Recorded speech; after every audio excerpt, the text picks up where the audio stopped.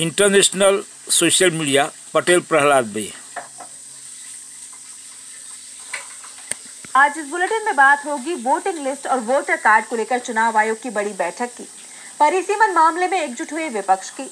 जानेंगे बिहार में अमित शाह की सक्रियता से क्यों चिंता में है जेडीयू। जाति जनगणना पर कैसे घिरती जा रही है मोदी सरकार।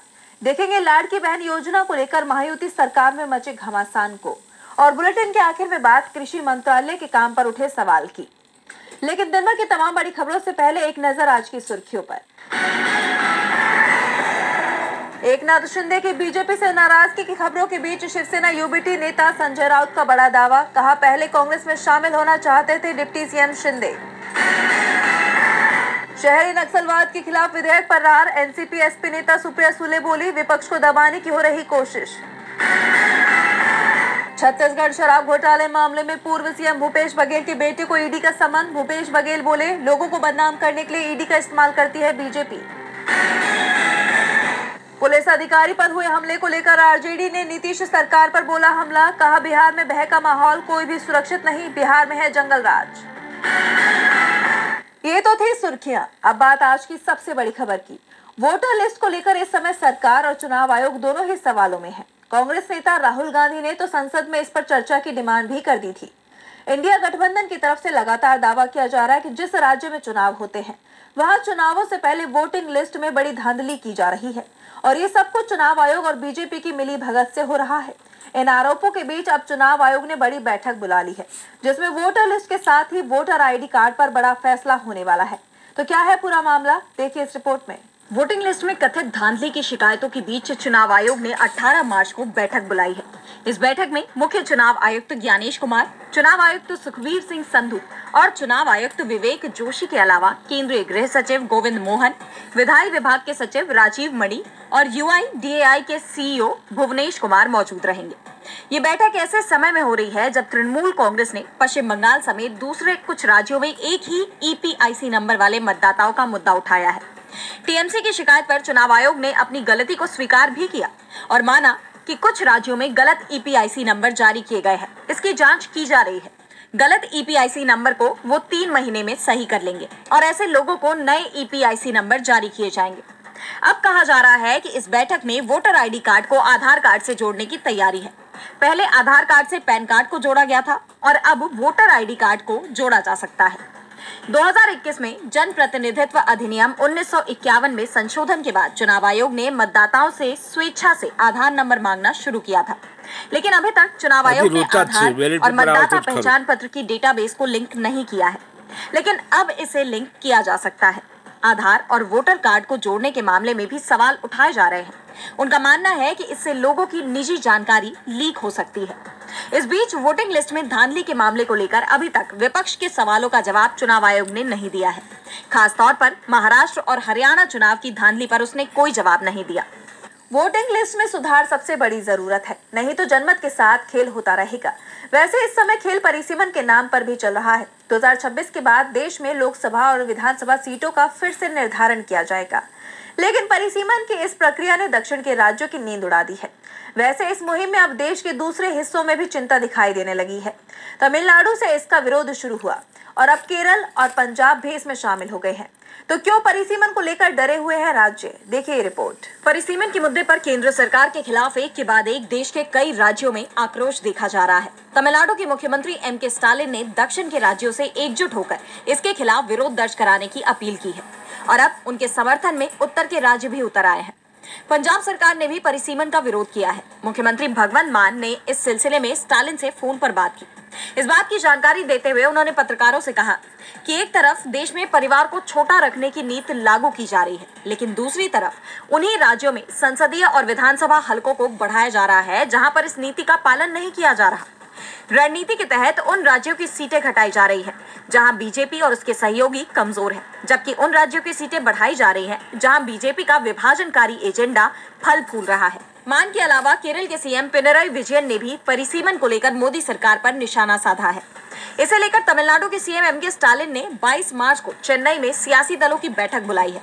इस बैठक में तेलंगाना के सीएम रेवंत रेड्डी, कर्नाटक के deputy CM DK Shivakumar के अलावा तेलंगाना की मुख्य विपक्षी पार्टी बीआरएस, ओडिशा की विपक्षी पार्टी बीजेडी के अलावा आप वाम दल भी शामिल होंगे। आंध्र प्रदेश के मुख्य विपक्षी दल वाईएसआरसीपी ने भी बैठक में हिस्सा लेने का ऐलान कर दिया है। परिसीमन को लेकर आंध्र प्रदेश की सत्ताधारी पार्टी टीडीपी भी विपक्ष के सुर में बोल रही है, लेकिन अभी तक टीडीपी ने चेन्नई में होने वाली बैठक में शामिल होने की बात नहीं कही है। अगर टीडीपी भी इस बैठक में शामिल होती है तो एनडीए में बड़ी फूट पड़ जाएगी और बढ़ने वाली है, यानी मोदी सरकार की मुश्किलें और बढ़ने वाली है। परिसीमन नीति से दक्षिण के राज्यों में नाराजगी है, तो इस नाराजगी का असर एनडीए के अंदर भी दिख रहा है। टीडीपी इस मामले में विपक्ष के साथ दिख रही है, तो जेडीयू की नाराजगी का दूसरा ही कारण है। बिहार में विधानसभा चुनाव है और जेडीयू को डर विपक्ष से कम बीजेपी से ज्यादा दिख रहा है। अब अमित शाह के बिहार में सक्रिय होने की खबरें आ रही हैं, जिसने जेडीयू की चिंता को और बढ़ा दिया है। तो क्यों शाह के बिहार प्लान से डरी हुई है जेडीयू? देखिए रिपोर्ट। बिहार में जैसे जैसे विधानसभा चुनाव नजदीक आ रहे हैं, वैसे ही जेडीयू और बीजेपी के बीच दूरियां बढ़ती नजर आ रही हैं। मुख्यमंत्री नीतीश कुमार बीजेपी के कार्यक्रमों से दूरी साध रहे हैं, जिसे लेकर तरह तरह के कयास लगाए जा रहे थे और अब खुद केंद्रीय गृह मंत्री अमित शाह भी इसे गंभीरता से लेते दिखाई दे रहे हैं। अचानक से बिहार की राजनीति में उनकी सक्रियता बढ़ गई है। हाल ही में एक बयान देते हुए उन्होंने कहा कि चुनाव नजदीक आने पर वे बिहार में डेरा डालेंगे। इसके अलावा उन्होंने ये भी कहा कि मिथिला में माता सीता का मंदिर बनेगा, जबकि अयोध्या में राम मंदिर बन चुका है। आपको बता दें कि अमित शाह को बीजेपी का रणनीतिकार कहा जाता है और चुनाव को लेकर पार्टी में उनके फैसले को कोई चुनौती नहीं देता। ऐसे में अब अगर शाह बिहार में डेरा डालते हैं तो ये संकेत देता है कि बीजेपी बिहार में अपनी स्थिति मजबूत करने की कोशिश कर रही है और बिहार में बीजेपी की बड़ी जीत नीतीश कुमार के लिए नुकसानदेह साबित हो सकती है, क्योंकि नीतीश कुमार फिलहाल मुख्यमंत्री पद छोड़ने के लिए तैयार नहीं है। इसे दोनों पार्टियों के बीच तनाव की मुख्य वजह माना जाता है। इन हालात में शाह के इस बयान ने जेडीयू नेताओं में सवालों की छड़ी लगा दी है। उनका ये बयान जेडीयू के कार्यकारी अध्यक्ष संजय कुमार झा के सामने ही आया था, लेकिन इसके बाद से पार्टी में सन्नाटा पसरा हुआ है। जानकारों का कहना है कि शाह की सक्रियता को लेकर जेडीयू के नेता समझ नहीं पा रहे हैं कि आखिरकार बीजेपी का असली इरादा क्या है। दरअसल जब शाह ने पहले एनडीए के सीएम पद के उम्मीदवार के बारे में बयान दिया था तो जेडीयू के अंदर नाराजगी दिखी थी, लेकिन इस बार हालात अलग है, क्योंकि शाह के बयान का कोई विरोध नहीं कर रहा। ऐसे में सवाल ये भी उठ रहे हैं कि क्या ये बिहार की राजनीति में किसी बड़े तूफान से पहले की शांति है। बहरहाल ये आने वाले वक्त में साफ हो जाएगा। जेडीयू को डर है कि शाह की रणनीति से सबसे ज्यादा नुकसान जेडीयू को हो सकता है। ऐसे में जेडीयू के अंदर चिंता दिखने लगी है, तो चिंता यूपी की पूर्व सीएम मायावती को भी है। उनकी पार्टी बीएसपी का आधार तेजी से सिकुड़ता जा रहा है और इसके पीछे कारण बताया जा रहा है बीएसपी की नीति। बीएसपी अभी तक विपक्षी गठबंधन से दूरी बनाए हुए थी, लेकिन अब बीएसपी चीफ के तेवर वैसे ही दिख रहे हैं जैसे इंडिया गठबंधन की है। मायावती ने इंडिया की बड़ी डिमांड का समर्थन भी कर दिया है। देखिए रिपोर्ट। बसपा की मुखिया मायावती के इंडिया गठबंधन के साथ सुर मिलते दिख रहे हैं। बसपा सुप्रीमो ने इंडिया गठबंधन की जातिगत जनगणना की मांग का समर्थन किया है और कहा कि बहुजन समाज की आबादी इस समय 80% से ज्यादा है। संवैधानिक और कानूनी तौर पर उनके हक के लिए जनगणना से जन कल्याण की गारंटी का प्रावधान बाबा साहेब ने राष्ट्रीय जनगणना किया है। जनगणना नहीं कराने पर संसदीय समिति ने भी चिंता जताई है। दरअसल बसपा के संस्थापक कांशीराम की जयंती के मौके पर मायावती ने पार्टी समर्थकों और कार्यकर्ताओं को बड़ा संदेश दिया। उन्होंने बसपा को बहुजनों की सबसे हितैषी पार्टी बताया और कहा कि बसपा सरकार के वक्त ही इस समाज के लोगों का कल्याण हुआ। मायावती ने सत्ता में लौटने की बात कहते हुए खुद को आयरन लेडी बताते हुए कहा कि बीजेपी को अपने वोट की ताकत को समझना होगा और अपने उद्धार के लिए खुद के हाथों में सत्ता की चाबी लेनी होगी। उन्होंने बाकी सरकारों पर निशाना साधते हुए कहा कि बसपा ने अपने शासनकाल में बहुजनों के विकास के लिए अच्छे दिन लाकर दिखाए, जबकि दूसरी सरकारों के दावे हवा हवाई हैं। इस दौरान मायावती ने इंडिया गठबंधन की मांग का समर्थन किया। बता दें कि इंडिया गठबंधन लगातार जातिगत जनगणना का मुद्दा उठाता रहा है। लोकसभा चुनाव के दौरान भी राहुल ने इस मुद्दे को जमकर उठाया था, जिसका पूरे इंडिया गठबंधन को लाभ मिला और ऐसे में मायावती की मांग के बाद प्रदेश की सियासत में एक नया मोड़ आता दिख रहा है। मायावती के इस कदम से आने वाले वक्त में बीजेपी की मुश्किलें बढ़ सकती हैं। कास्ट सेंसस की मांग राहुल भी कर रहे हैं और अखिलेश भी। इंडिया के दूसरे नेता भी इस डिमांड के साथ हैं और अब मायावती भी साथ आती दिखाई दे रही हैं, जिसने बीजेपी की परेशानी को बढ़ा दिया है। तो महाराष्ट्र में जहां हाल ही में बीजेपी को बड़ी जीत मिली, उसे सरकार चलाने में परेशानी हो रही है। जिस योजना को बीजेपी ने महाराष्ट्र चुनाव में गेम चेंजर बताया, वो उस पर ही भारी पड़ती दिखाई दे रही है। इसे लेकर गठबंधन में ही सवाल उठ रहे हैं। तो क्या है पूरा मामला, देखिए इस रिपोर्ट में। महाराष्ट्र चुनाव के वक्त महायुति ने लाडकी बहन योजना का खूब प्रचार किया, लेकिन अब चुनाव जीतने के बाद इस योजना को लेकर महाराष्ट्र सरकार मुश्किलों से घिरने लगी है। महायुति सरकार भले ही बाहरी तौर पर सब कुछ सही होने का दावा कर रही है, लेकिन हकीकत यह है कि लाडली बहन योजना को आगे बढ़ाना अब फडणवीस सरकार के लिए मुश्किल होने लगा है। इस योजना की वजह से सरकार की दूसरी योजनाओं पर मार पड़ रही है और इसका नतीजा यह हो रहा है कि दूसरे विभाग के मंत्री ही अपनी सरकार पर सवाल खड़े करने लगे हैं। इस बारे में सामाजिक न्याय विभाग के मंत्री संजय शिरसाट ने आरोप लगाया है कि वित्त मंत्री अजित पवार ने बजट में उनके विभाग का पैसा लाडली योजना को दे दिया है। शिरसाट इस बारे में अब अजित पवार से सवाल पूछ रहे हैं। बता दें कि महाराष्ट्र विधानसभा चुनाव में वादा किया गया था कि अगर महायुति दोबारा सत्ता में आई तो लाडली बहनों को 1500 रुपए की जगह 2100 रुपए मिलेंगे। लेकिन वित्त मंत्री अजित पवार की ओर से पेश किए गए बजट में लाडली बहन योजना के लिए प्रावधान कम कर दिया गया है। लाडली बहन योजना के लिए धन उपलब्ध कराते वक्त सामाजिक न्याय और आदिवासी विकास विभाग के बजट में कटौती कर दी गई है। सामाजिक विभाग से 3000 करोड़ रुपए और आदिवासी विकास विभाग से 4000 करोड़ रुपए की राशि लाडली बहना योजना के लिए दे दी गई है। इसलिए लाडली बहन योजना अब इन दोनों विभागों को प्रभावित करेगी। संजय शिरसाट ने कहा है कि नियम है कि बजट का दुरुपयोग नहीं किया जा सकता, चाहे वो किसी भी विभाग का हो। नियमों के मुताबिक हमारे विभागों को धनराशि उपलब्ध कराना अनिवार्य है, लेकिन अब ऐसा दिखाई देता है कि हमारे विभाग के धन को बजट में कहीं और लगा दिया गया है। हम इस बात पर ध्यान दे रहे हैं कि वित्त मंत्री इस पर क्या स्पष्टीकरण देते हैं। बजट बहस के जवाब में वो क्या कहते हैं, हम उनसे अनुरोध करने जा रहे हैं। बताते चले कि इसके चलते जहां राज्य की महिलाएं नाराज बताई जा रही हैं, तो वहीं सामाजिक न्याय और आदिवासी विकास विभाग में भी असंतोष है। लाडली बहन योजना के चलते महाराष्ट्र सरकार को दूसरी योजनाएं या तो बंद करनी पड़ रही हैं या बजट कम किया जा रहा है। इससे गठबंधन में ही सवाल उठ रहे हैं। तो वही सवाल मोदी सरकार की नीति पर भी उठ रही हैं। जीएसटी को लेकर कांग्रेस नेता जयराम रमेश ने मोदी सरकार पर तीखा हमला किया है। तो क्या है पूरा मामला, देखिए इस रिपोर्ट में। कांग्रेस ने जीएसटी की विभिन्न दरों को लेकर केंद्र सरकार पर निशाना साधा है। कांग्रेस महासचिव जयराम रमेश ने कहा कि पॉपकॉर्न के बाद अब डोनट पर भी जीएसटी का असर दिखाई दे रहा है।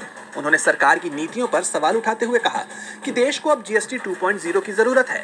ये बयान ऐसे समय में आया है जब टैक्स से जुड़े मुद्दों से कई व्यावसायिक संस्थान परेशान हैं और इसका असर बाजार पर भी पड़ रहा है। जयराम रमेश ने सरकार पर तंज कसते हुए कहा, Do not buy new windows. तो दर्शाता है कि ईज ऑफ डूइंग बिजनेस का नारा कितना खोखला है। सरकार भले ही इस नारे का ढिंढोरा पीटे, लेकिन वास्तविकता में व्यापारियों को गैर जरूरी परेशानियों का सामना करना पड़ रहा है। टैक्स प्रणाली में कई खामियां हैं, जिसके चलते जीएसटी 2.0 की जरूरत महसूस की जा रही है। इससे व्यापारियों को समान अवसर और राहत मिल पाएगी। कांग्रेस के इस आरोप पर वित्त मंत्री निर्मला सीतारमण का भी बयान सामने आया है। उन्होंने कहा कि अभी जीएसटी दरों में और कमी की जाएगी। याद दिला दे कि कांग्रेस ने बीते रविवार को कहा था कि टैक्स में किसी भी बदलाव को केवल दरों में कटौती तक सीमित नहीं रखा जाना चाहिए। ये पूरा मामला मैड ओवर डोनट्स के इर्द गिर्द घूम रहा है। दरअसल मैड ओवर डोनट्स को 100 करोड़ के टैक्स नोटिस का सामना करना पड़ रहा है। डोनट्स के लिए मशहूर इस ब्रांड को अपने बिजनेस का गलत वर्गीकरण करने और डोनट्स पर 5% जीएसटी को रेस्टोरेंट सर्विस सेवा बताकर चुकाने का आरोप है, जबकि बेकरी उत्पादों पर 18% टैक्स लागू होता है। ये मामला अब बॉम्बे हाई कोर्ट पहुंच चुका है। और बुलेटिन के आखिर में बात किसान की परेशानी की। किसानों से जुड़ा कोई भी वादा मोदी सरकार ने आज तक पूरा नहीं किया। न किसानों की आय दोगुनी हो पाई, न ही एमएसपी लागू हो पाई। वहीं किसान आंदोलनों को दबाने में मोदी सरकार लगी रही। ऐसे हालात में अब एक बड़ा सुझाव आया है कि कृषि मंत्रालय का नाम ही बदल दिया जाए। ये सुझाव संसद की स्थायी समिति ने ही दिया है। देखिए रिपोर्ट। मोदी सरकार के सामने एक बार फिर किसानों के हित farmer country, not EVM country. आ गई है। दरअसल Last 10 year EVM country. स्थायी समिति ने In the कृषि fair. श्रमिकों के महत्व को दर्शाने के लिए केंद्रीय कृषि मंत्रालय का नाम बदलने की सिफारिश की है। पंजाब के पूर्व मुख्यमंत्री चरणजीत सिंह चन्नी की अध्यक्षता वाली इस समिति ने कहा कि कृषि एवं किसान कल्याण विभाग का नाम बदलकर कृषि किसान एवं खेतीहर मजदूर कल्याण विभाग किया जा सकता है। समिति नाम बदल से कुछ फायदा नहीं होता। मोदी ने नाम कितने बदले, रिजल्ट जीरो। खेतीहर मजदूरों की महत्वपूर्ण भूमिका को मान्यता मिलेगी। बता दें कि खेतीहर मजदूर कृषि कार्य बल का एक महत्वपूर्ण हिस्सा है और इसमें हाशिए के समुदाय के लोग ही ज्यादा हैं। सरकार खेती किसानी को लेकर जो भी योजना बनाती है उनमें खेतीहर मजदूरों की अक्सर अनदेखी हो जाती है। इसलिए समिति ने मंत्रालय के नाम में किसानों के साथ साथ खेतीहर मजदूरों को भी जोड़ने की सिफारिश की है। वहीं समिति ने वेतन असमानताओं को दूर करने और जीवन स्तर में सुधार लाने के लिए न्यूनतम जीवन मजदूरी को लेकर एक राष्ट्रीय आयोग की स्थापना की भी सिफारिश की है। समिति का यह भी मानना है कि 50% से अधिक लोग अपनी आजीविका के लिए कृषि पर निर्भर हैं। खेती प्रधान देश फार्मर कंट्रीज फार्मर समिति ने पारंपरिक फसल पर बेनिफिट के अलावा सभी जैविक फसलों के लिए न्यूनतम समर्थन मूल्य यानी